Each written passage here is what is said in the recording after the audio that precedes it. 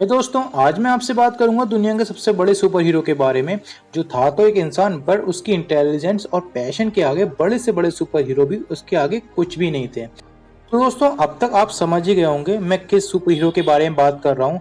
दोस्तों, वो कोई और नहीं, हमारा आयरन मैन ही है। चलिए दोस्तों, टॉपिक पर आते हैं। आयरन मैन को सबसे पहले 1936 में एक कॉमिक में देखा गया था। क्रिएट किया था स्टैनली और जैक कार्बी ने। तो चलिए हम चलते हैं आयरन मैन के ओरिजिन पर। टोनी स्टार्क बेटा है हॉवर्ड स्टार्क और मारिया स्टार्क का, और वो अपने डैड की तरह बहुत ही ज्यादा इंटेलिजेंट और जीनियस था। दोस्तों, टोनी ने 19 साल की उम्र में इलेक्ट्रिकल इंजीनियर की मास्टर डिग्री कर ली थी। उसके बाद हॉवर्ड स्टार्क और मारिया स्टार्क के एक्सीडेंट के कारण डेथ हो गई, जिसके बाद वो स्टार्क इंडस्ट्रीज का मालिक 21 साल की उम्र में बन गया था। और उसके बाद उसने शादी कर ली थी। और उसके बाद एक स्टार्क इंडस्ट्रीज के वेपन डिवीजन के वेपन की यूएस मिलिट्री के टेस्टिंग के दौरान वियतनाम में वियतनाम आर्मी के बिछाए माइंस के ट्रैप में फंसकर टोनी स्टार्क काफी ज्यादा इंजर्ड हो जाता है, जिससे उसके चेस्ट में माइंस का एक टुकड़ा घुस जाता है।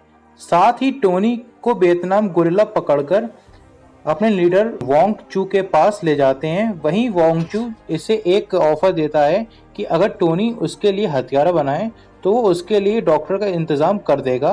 तभी वो टोनी को जान से नहीं मारेगा। बट टोनी को समझ में आ जाता है अगर टोनी को उसने बचाना ही होता तो अब तक वोंग चू डॉक्टर को बुला चुका होता। वोंग चू उसके सामने ये ऑफर इसलिए रखता है कि टोनी उसके लिए हथियार बनाता रहे, बट वहीं टोनी उसके लिए तैयार हो जाता है। बट वो वहाँ उसके लिए हथियार नहीं बनाता, बल्कि उसके प्रिजनर के साथ जो प्रोफेसर यॉनसेन होते हैं उनके साथ मिलकर एक मैग्नेटिक चेस्ट प्लेट बनाता है, जिससे माइंस के टुकड़े उसके दिल के पास जाने से रोक सके। और इसके अलावा वो यॉनसेन के साथ मिलकर एक आर्मर बनाता है। बट आर्मर के पूरी तरह से फंक्शनल होने से पहले ही वोंगचू को समझ आ जाता है और वो टोनी को रोकने के लिए आ ही रहा होता है। तो वहीं प्रोफेसर यानसेन अपनी लाइफ को सेक्रीफाइस करके इतना टाइम टोनी को दे देते हैं जिससे टोनी आर्मर को तैयार कर ले।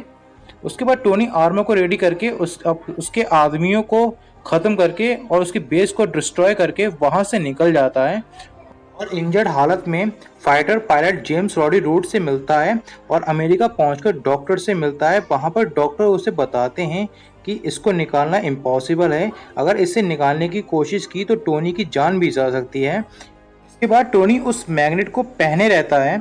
बाद में टोनी जो मैग्नेट उसकी वीकनेस था उसे अपनी स्ट्रेंथ बनाकर अपने आर्मी के साथ सबको प्रोटेक्ट करने का और विलन्स को मारने का डिसाइड करता है। और उसके बाद फिर 1963 की टेल्स ऑफ सस्पेंस के इशू नंबर 49 में मिस्टर डॉल से लड़ते समय अपने आर्मर के भारी होने की वजह से वो मरने से ही बचता है। उसके बाद टोनी अपने आर्मर को हल्का बनाने में लग जाता है और फिर हमें देखने को मिलता है the iconic red and yellow armour. और उसके बाद टोनी आर्मर में बहुत सारे चेंजेस करके अपने आर्मर को बहुत ही ज़्यादा पावरफुल बनाता है। और वहीं अब टोनी ने मैग्नेटिक प्लेट की जगह एक आर्क रिएक्टर लगा लिया था और अपने दुश्मनों को लड़ने के लिए न्यू एआई बनाए, जिसमें जार्विस और फ्राइडे जैसे एआई आते हैं। और इसके साथ ही हम आयरन मैन की कॉमिक बुक ओरिजिन को हम यहीं खत्म करते हैं। दोस्तों, आयरन मैन की पावर उसके आर्मर के अलावा टोनी बहुत ही ज़्यादा हाई इंटेलिजेंट और उसकी ब्रेन की वजह से टोनी ने ऐसे ऐसे आर्मर बना लिए हैं जिससे वो गैलेक्टस से लेकर किसी से भी लड़ सकता है। और टोनी के पावरफुल आर्मर की बात करें तो उसके पास हल्क बस्टर आर्मर और थॉर बस्टर आर्मर तो हैं। तो दोस्तों, अब इस वीडियो को यहीं पे ख़त्म करते हैं। अगर वीडियो आपको अच्छी लगी हो तो वीडियो को लाइक करें, अपने राय कमेंट बॉक्स में ज़रूर बताना, चैनल को सब्सक्राइब जरूर कर लेना और आयरन मैन इस वीडियो को फैला दो बहुत दूर तक। Thanks for watching.